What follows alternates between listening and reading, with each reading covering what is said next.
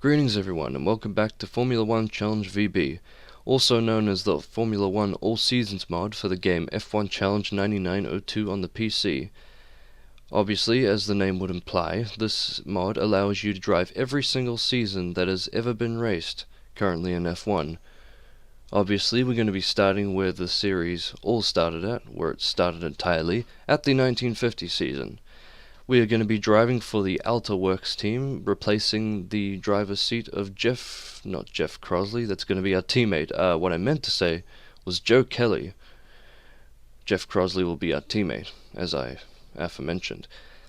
Now this car, or this team, it's a quite a lower tier team, which is why I kind of sort of lean towards it, and also it's the car I like driving more than all the other cars in the game, aside from the Alfa Romeos of course, but if I were to pick one of those I'd be absolutely dominant, and there would be no challenge, and no one wants to see that. So, that's really all I have to say. I'm looking at the Vegas timeline right now. I didn't anticipate I wish this car would stop spinning for a sec and move along real quick. Look at that car go. Very sexy green with the red spoked wheels. Very old, very historic. I wish I could see it in a museum somewhere. Anyway, the track layout, the 1950 to 1952 track layout, features roughly the same circuit shape as it is today on the actual Silverstone circuit. It's surprising how long the track, like the overall track shape, would remain this way. In fact, the only change to this circuit would be until 1952, when the main straight will be moved between Abbey and Woodcott to between Woodcott and Copse. Alright, now here we are set off, ready to go in qualifying. This is just us pulling out of the pits here. And here we are starting our qualifying lap. Across the start-finish line, coming past Abbey Corner. Let me speak, please.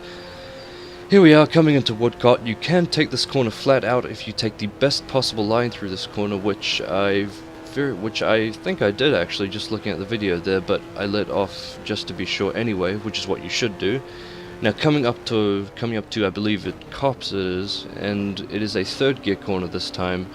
This corner has kind of a double apex. It's weird in that way, but either way, it's obviously important to make sure you hit it. Now coming through Maggots, it's a bit more bumpier than it is in later years, but again, it's a flat out corner. And as we come up to Beckett's, hard braking into Beckett's, it can be a second gear corner depending on what car you're driving, but in our case, it will just be a third gear corner. Coming through Chapel and onto the Hangar Straight, this is a part of the circuit that has remained largely unchanged throughout the circuit's lifetime, other than maybe just the surroundings and obviously all that other fluff that comes with track renovations and such. Now coming up to Stowe Corner here, it's actually a deceptively difficult corner. It's very hard braking through there, and that little dip in the road, it's actually harder to deal with than you might think. It's important that you get your line right through there, very important, because there are very hard hay bales lining the track, at least in this mod anyways. Now coming through Club, I believe, again it's a very hard corner. Very hard braking corner I should say, another third gear corner. Obviously we got through that just fine, and from there we go through Abbey and it's flat out back to the pits. And that was a 1 minute 1 minute 35.852, I don't know, I'm looking at the Vegas preview, doesn't show it in very high quality. Regardless, it was enough to place us 12th in the running order for today's race. Nevertheless, it's time to start the grid walk for the 1950 British Grand Prix, the first race in Formula 1 history. Starting the grid walk here, we have Juan Manuel Fangio lining up in first, next to Nino Farina, Louis Rosier and Luigi Fagioli on the front row. Alberto Ascari and Prince Bira will line up behind him in 5th and 6th. The Lone Cooper of Harry Schell will be in 7th, David Hampshire 8th, Peter Whitehead will start in 9th, Reg Parnell, the last of the Alfa Romeos, will be in 10th, Louis Chiron will be in 11th, and our guy, Albert Salter, my great-grandfather, will provide a strong showing for the Altas in 12th. Carventot will start in 13th, meanwhile Felipe Edenkellen will be in 14th, 15th will be Robert Manzan, and Raymond Sommer will be in 16th, Teodoro Sterafini will be in 17th, Bob Gerald will be in 18th, Eugene Chavot will be in 19th, Jeff Crosley, our teammate, will be in 20th, Felicia Bonetto will be in 21st, and Culf Harrison in the lime green ERA will line out today's grid. Now at the start here, we will be waiting for the off. Let's wait for the flag to drop. And we are away for the 1950 Formula One World Championship. There's a bit of hold up at the start here. We have one of the red Ferraris in front of us holding up Albert a bit, but nevertheless he manages to get away safely. Now it's going to be a bit of commotion coming into the first corner, as so the AI is infamous for. Now coming through this first corner Woodcott, we actually have to take evasive action to avoid a spinning Talbalago there. We do manage to escape the crash unharmed though. Now coming through Cops, we do end up gaining some positions. As you can see, we're in 7th already, having started 12th on the grid. Didn't expect to get this far, to be honest, but that isn't to say I didn't expect there to be a lot of carnage at the first corner, because let's be honest, in whatever year of Formula One, there's always going to be something happen at the first corner. Nevertheless, up the front here, it remains largely uneventful for a time. But let's look back to the first corner of the race here, because a few incidents did occur. We're going to be focusing on Jeff Crosley right here, our teammate, who doesn't get off to a very good start. He is held up by Culf Harrison, who got a much better start than he did. Obviously, he got a bit too hard on the brakes, and it takes a bit of time for him to get back up to speed. It's kind of a slow journey for him to Woodcott, past the grandstands of all these eager people, eager to see where this great sport all began, unbeknownst to them. So as he comes into Woodcott here, it looks like he gives it just a bit too much and ends up spinning out, not even making it past the first corner. He ends up slowing down, but ends up pulling up onto the grass shortly after to retire from the race on his own accord. Don't ask me why that happened. Well, actually, you can ask me why that happened, and I will answer that. It's just a fault of the AI, ladies and gentlemen. Sometimes, if an AI spins, and it will just lose the will to fight, and it will just retire, despite nothing being wrong with the car. More on that later. Anyway, coming up to complete our first lap here, we are 4.3 seconds behind Reg Parnell, and that gap is going to be ever increasing throughout this race, let me tell you that much. Now let's bring our attention back to the start of the race here, because a few retirements did take place on the first corner. We are going to be looking at one of the Turbo Lagos here of, I believe that is Peter Whitehead? Actually, no, it's my mistake. It's Eugene Chavot, Chabot? I think it's French. Who, much like Jeff Crosley, as you just saw spinning into the frame there, spins out and pulls up onto the grass to retire. Right, now we're on board with... not on board, we are looking at Peter Whitehead's Ferrari, who strays to avoid one of his spinning teammates. He ends up getting collected and retires along with him. My mistake, not with him. He ended up finishing... I actually don't know. I'm going to stop talking. Felipe Edinchelin, I'm still having trouble pronouncing this, ends up spinning out. And much like his Ferrari and Alta brethren, loses the will to race and retires. Now, I believe this is at Cops actually. We have Robert Manzon, who actually spins facing a full 100 and... whatever the degree is for a third around the clock, I don't know. It's a full 90 degrees, for lack of a better word, and ends up retiring, even though he could very well have continued, kind of confusingly. Now, the last retirement on the first corner, we have Yuvejiro Carpento, who ends up turning in a bit too soon and ends up slamming into the back rear first of this very strong catch fence along the side of the track.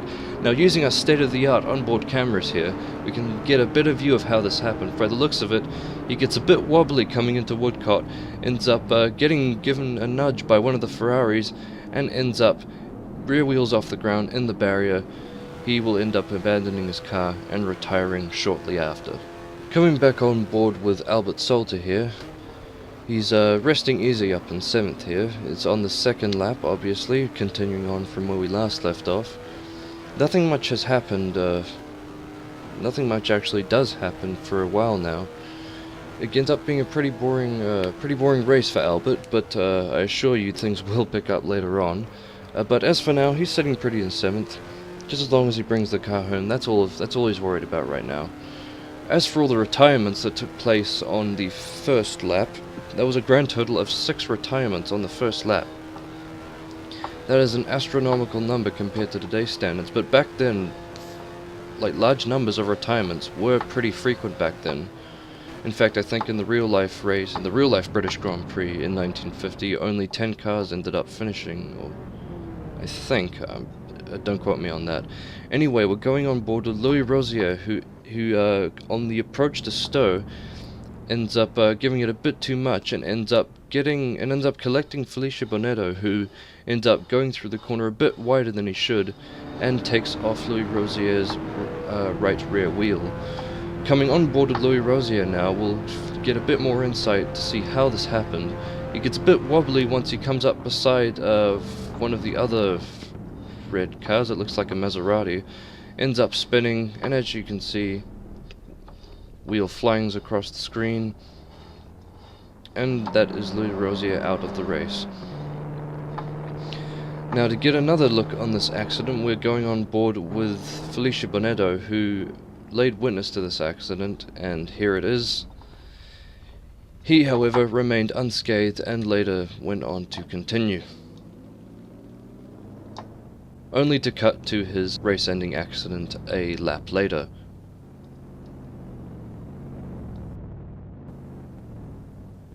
As you can see, he spins out and has a rather nasty flip.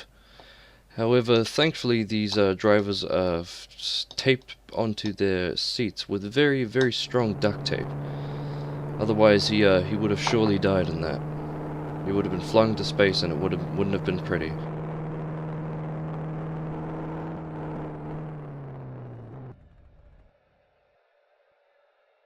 No comment.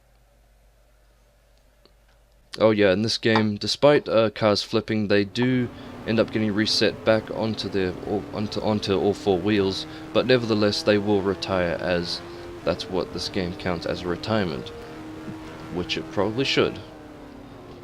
Anyway, we're coming up to just the end of lap 2 here. Luigi Fagioli is in the lead with Manuel Fangio following 1 seconds behind him. It's mostly an alpha-dominated start right now, and what you are seeing right now actually is David Hampshire approaching Stowe a bit too further to the inside than he should have, and ends up severing his right front wheel off.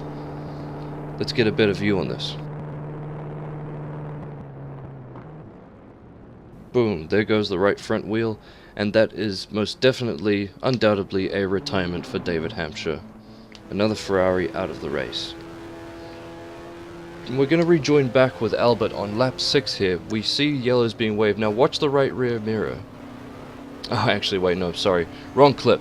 We'll see as you saw that was a Maserati, we just passed there. He didn't end up retiring, I don't think. But, that's all we really have to say about that. The race continued as normal, I believe, until the next clip shows, which will be now. Fast forwarding ahead to lap 9 until something else interesting happens. I believe we're being tailed by Prince Berry here. Now watch your right rear view mirror. Look what happens. He ends up giving us quite a bit of chase, but as you can see, he just span out himself coming out of Woodcote. A lot of the AI seems to have a lot of trouble navigating Woodcote. Maybe I'll have to turn the difficulty or aggressiveness down a bit in time for the races to come. But we have another retirement here. I believe this is Theodoro Serafini, who, approaching Abbey, ends up getting into a rather nasty crash, which you will see in a bit. He gets bumped by one of the Maseratis and ends up getting sent into a spin through the advertising barriers and gets a hard bash into the inside barriers, much to the... I have no idea actually what those fans would think, but certainly be entertaining. As most people would probably be. He ends up facing the grandstands, where he would later take a short walk to look at the rest of this race in disappointment. Now we're still on lap 9 here. You see one of the, I believe it's either a Maserati or a Ferrari, I'm not entirely sure, who ends up losing it and going into one of those concrete pillars there, holding up one of the bridges that line the track. They didn't retire from that, but they did end up staying there for quite a while. You'll see in the later laps to come that was indeed the case. So anyway, we're coming through to lap 11 now, coming through the Stowe corner here. One of the Ferraris end up shifting a bit too early, spinning out, and taking out Prince Bera with him. This was the second time that Prince Bera actually managed to catch us, and it was pretty disappointing that happened actually. He was the only car that could give at least a bit of competition, a bit of reasonable competition to Albert throughout this entire race. Would have been neat to battle him, but alas, I guess these things happen. So anyway, coming through, we're spectating Raymond Sommer, I believe. From the looks of it, he comes through, I believe that's Cops? I don't know. The corners in this track are kind of hard to identify.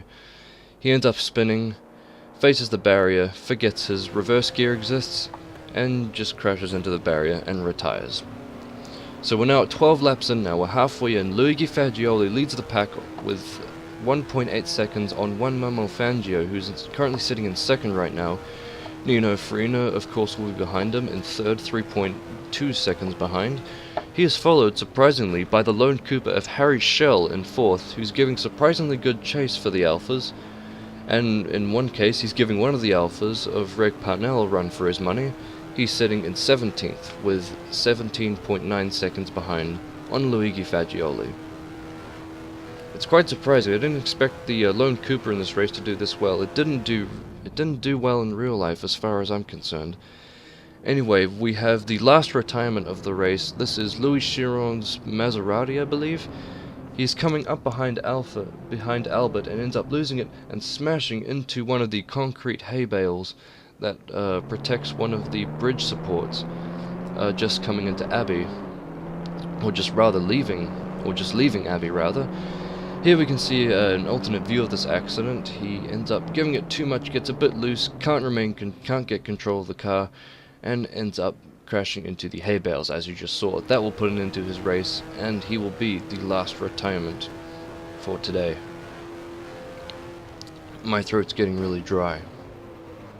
Anyway, this is on lap 16. I end up going a bit wide here, just out of driver area, but it turns out it didn't actually matter, because I didn't get any mechanical issues from that contact with the hay bales, but it also means that we can give these other Alphas space, I should say, to overlap us, since that's what they did on lap 16, which is surprising actually. I didn't expect a lot of things this race, but I certainly didn't expect to hold off the Altas that long. Not until lap 16 anyway. I believe Juan Manuel Fangio was leading the race at this point, with Luigi Fagioli and Nino Farina rounding out the top three at this stage of the race. Harry Schell wouldn't catch us up until a bit later in the race, where you will see. So as you can see, Juan Manuel Fangio. Oh, and I was wrong. Nino Farina was in fact in second. Luigi Fagioli was in third. My bad. So as you'll see in a bit, right now actually, on lap 19, only 2 laps later, Harry Schell in the lone Cooper, who has acceleration to outmatch the Altas and most other cars in this season, manages to overtake Albert Salter, with Reg Parnell following closely behind him. Any second now. Here we go. The blue flag is being waved, and Reg Parnell will overtake him once he actually grows a pair. I'm giving him plenty of space here. In fact, I end up taking Beckett's intentionally wide, just to give him plenty of room to make sure we have an incident-free overlap, I should say, just to differentiate it. Here we go. Finally, on the hangar straight. That will be the last time Albert will be lapped in this race, and it will most likely where we will be finishing. Not a lot else happened this race. It's worth noting, and something I've stated many times throughout the course of this race. Now skipping forward to lap 22,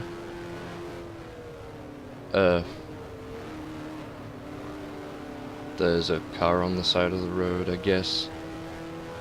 That's something. I have no idea I included this clip, I apologize.